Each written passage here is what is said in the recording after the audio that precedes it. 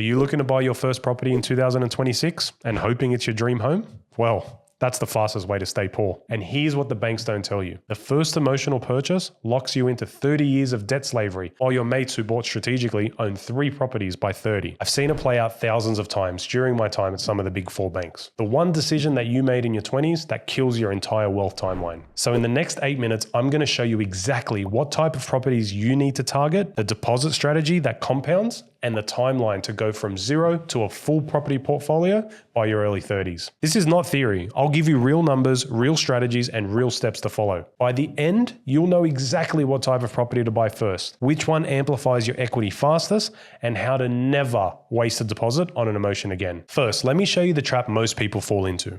You turn 25, you've saved up a decent deposit, and everyone around you, your parents, your friends, your partner, starts asking, when are you going to buy your first home? So you buy the nicest place you can afford in the area you want to live. You stretch out your borrowing capacity to the max. You take out a $700,000 loan on an owner-occupied property, your repayments are $4,000 a month, and suddenly every dollar you earn is going towards keeping that one property. And here's the problem. You've just locked yourself out of buying property number 2 for the next 5 to 10 years. Why? Because your borrowing capacity is gone. The bank looks at your income, looks at your debt, and says, sorry, you can't service another loan. Think of it like this. Your borrowing capacity is like a fuel tank. Most people use 95% of their tank on property number 1, then wonder why they can't go anywhere else. I see this every single week as a broker.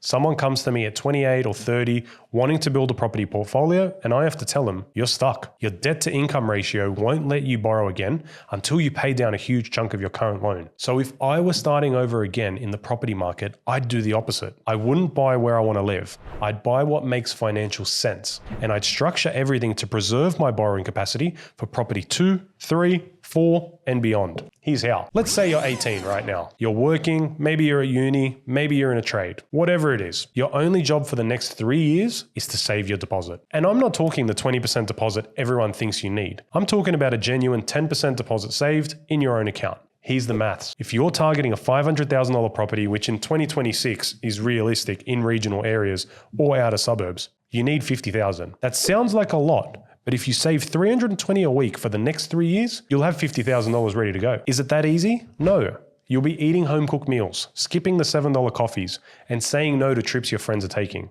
But this is the sacrifice that matters, because once you've saved that $50,000 genuinely, not borrowed from your parents or gifted, but saved from your own income, the banks will take you seriously. That genuine savings history is one of the most important things lenders look at. It proves you can manage your money, and it makes your application almost bulletproof. So by 21, you've now got your $50,000 deposit. Now comes the most important decision. What do I buy? Here's what you don't do. You don't buy a flashy apartment in the city because it's close to your work. You buy a 3-bedroom house on a decent sized block in an area with strong rental demand and capital growth potential. Let's say you buy a $500,000 property in a regional growth area, somewhere like Geelong in Victoria or the Central Coast in New South Wales, or even parts of Southeast Queensland. Here's what your numbers look like. Your purchase price is $500,000. Your deposit, $50,000. 10%. Stamp duty, about $10,000. The total savings needed of $60,000 can be achieved in 2 to 3 years, earning between $60,000 and $70,000. Again, depending on your discipline. Lender's mortgage insurance is normally about $10,000 to $15,000 at 90% LVR. But UBank at the moment is currently waiving LMI up to 90% for everyone, saving you that cost up front. So now you've got a loan amount of $450,000, a rental income between $450 and $500, which is about $23,000 to $26,000 a year, and a mortgage repayment of about $2,700 a month at current rates. Your out of pocket for a property like this is probably going to be between $250 to $350 a week after the rent has covered most of it. Now that $250 to $350 a week might feel like a lot, but here's the key. The property is working for you. Over the next 4 years, let's assume a conservative 5% annual capital growth. By the time you're 25, that $500,000 property is now worth $607,000. That's over $100,000 in equity you've built just by holding. And here's the magic. You've also kept your borrowing capacity strong because you didn't overextend. You bought within your means, you got rental income coming in, offsetting the loan, and now you can revalue and use the equity to buy property number 2. This is where most people get it wrong. They think property investing is about buying one property and paying it off. It's not. It's about using equity to compound your portfolio. Like a snowball. Fast forward to 25, you go back to your broker, hopefully somebody like me, and you get your property reevaluated. Instead of $500,000, it's now worth $607,000. You owe around $420,000 on the loan. you've paid down about $30,000 over the last 4 years. That means you've got $187,000 in equity. The bank will typically let you borrow against 80% of the property's value, which at $487, subtract the amount you owe of $420, and there's about $66,000 in usable equity. That's enough for a 10% deposit on a $500,000 to $600,000 property. So at 25, you buy property number 2 using the equity from property number 1. You don't need to save another deposit from scratch. The first property did that for you. Let's say you buy another $600,000 property. You now own 2 properties with a combined valuation of $1.2 million. Your total debt is around $1 million, but you've got more than $50,000 in rental income helping to service both loans. Then at 27, you do it again. Property 1 has grown more. Property 2 has grown more. You reevaluate both, pull out equity, and buy property number 3. By 30, if you follow this strategy, you can realistically own 3 to 4 properties worth $2.5 to $3 million with strong rental income and equity continuing to compound. And here's the part most people don't realize. You didn't need to save another deposit after the first one. The properties funded each other. Let's zoom out even further. By the time you're 40, if you've held those 3 to 4 properties and they continue growing 5 to 6% per year, your portfolio could be worth $5 to $7 million.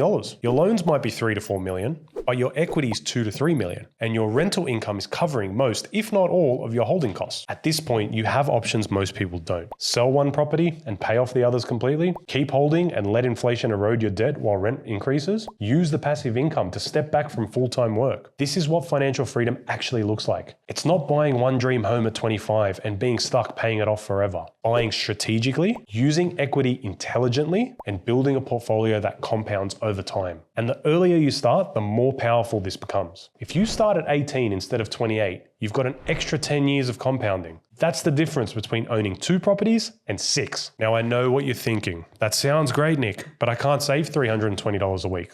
Or, I don't want to live like a student for 3 years. Or what if property prices drop? Look, I get it. This strategy requires discipline and making some sacrifices. It also means buying in areas you might not want to live in right now. But here's the truth. Wealth building isn't comfortable. If it were easy, everyone would do it. The people I see at 35 or 40 with serious property portfolios didn't get there by accident. They made sacrifices in their 20s that their friends didn't make. They said no to the European holidays. They drove the older car. They rented while mates bought big owner-occupied homes. And now they're financially free, while their friends are still paying off that one property. So the question you have to ask yourself is, what do you want more? Comfort now or freedom later? You're now ahead of the 95% of people your age who will spend the next decade arguing about whether property is worth it while prices continue to climb. The difference between building wealth and watching it happen, starting with property 1, not your dream home. Every year you wait costs you roughly $50,000 in equity that you're never going to get back. Your mates will buy emotionally. You'll buy strategically. And in 10 years, the gap will be impossible to close. Don't be the person at 35 wishing they bought differently at 25. See you in the next one.